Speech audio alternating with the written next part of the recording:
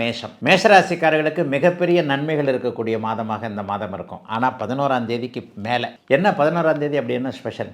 இப்போ கடந்த ஒரு 1.5 மாதமாக 12ஆம் இடத்துல சனியோடு சேர்ந்து பாவத்துவத்தை அடைந்திருந்த உங்களுடைய ராசிநாதன் மே மாதம் 11ஆம் தேதியிலிருந்து தன்னுடைய சொந்த வீட்டில் ஆட்சி ஆகிறார். ஐயா, என்ன நடக்கும்?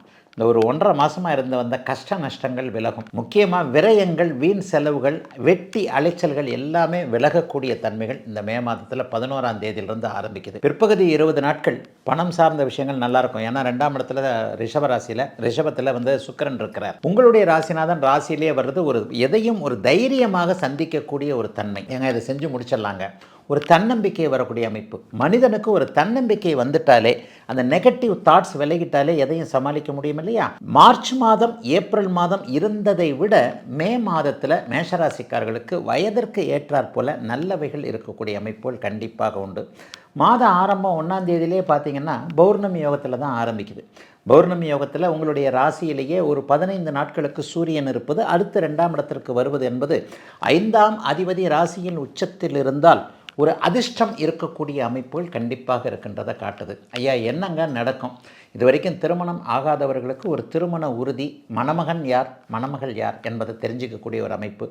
வாழ்க்கை துணை இளையவர்களுக்கு சொல்கிறேன், அவங்களுக்கு கல்யாணம் போன்ற விஷயங்களில் ஐயா 25 வயசாகிடுச்சு, 28 வயசாகிடுச்சு, திருமணம் எப்போன்னு தெரியல, இந்த மாதிரியான அமைப்புகள் இருக்கக்கூடியவர்களுக்கு யார் உங்களுடைய வாழ்க்கை துணைவர் என்பதை தெரிந்து கொள்ளக்கூடிய அமைப்புகள் சர்வ நிச்சயமாக இப்போது எல்லாருக்குமே அமைஞ்சிருக்குதுங்க. காசு பணம் இல்லைங்க, போன மாதத்தில் கொஞ்சம் நிறைய விட்டுட்டேன், எனக்கு ஏப்ரலும் நல்லா இல்லை, மார்ச்சும் நல்லா இல்லை, ஏன்னா விரயங்களாக தான் இருந்தது, கூடுதல் செலவு. ஏற்கனவே உங்களுக்கு விரயச்சனி வேறு நடந்துக்கிட்டு இருக்கு. 2027 ஜூன் மாதத்துலேருந்து உங்களுக்கு ஜென்மச்சனி வேறு ஆரம்பிக்கும். 7.5 சனியோட பிடியில் தான் இப்போ இருக்கிறீங்க. இந்த மாதிரி இருக்கக்கூடியவர்கள் எல்லாருக்குமே ஓரளவிற்கு பொருளாதார நன்மை, ஒரு புருஷனோ பொண்டாட்டியோ அம்மாவோ அப்பாவோ பிள்ளைகளோ ஒருவருக்கொருவர் ஒத்துழைத்து இருக்கக்கூடிய தன்மைகள். மிக மிக முக்கியமாக ஒரு நடுத்தர வயதில் இருக்கிறவங்களுக்கு வேலை நல்லா இருக்கிறது, தொழில் நல்லா இருக்கிறது, வியாபாரம் நல்லா இருக்கிறது போன்ற அத்தனை அமைப்புகளும் இப்போது கண்டிப்பாக உண்டு.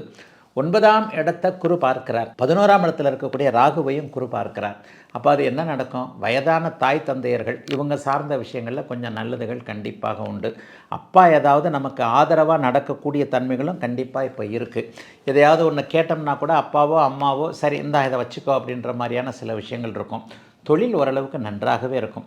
எதையும் திடமான ஒரு முடிவு எடுக்க முடியும். கடந்த காலத்தில் கொஞ்சம் ஹெல்த் இஷ்யூஸ் இருந்தவங்க எல்லாருக்குமே உடம்பு டக்குன்னு அப்படியே டெவலப் ஆகக்கூடிய தன்மைகள் என வயதிற்கு ஏற்றாற் போல நல்லவைகள் கூடுதலாக இருக்கக்கூடிய தன்மை, எதையும் தைரியமாக சந்திக்கக்கூடிய நல்ல மாதமாக அமைஞ்சிருக்குங்க மே மாதம் எல்லா மேஷராசிக்காரர்களுக்கும்.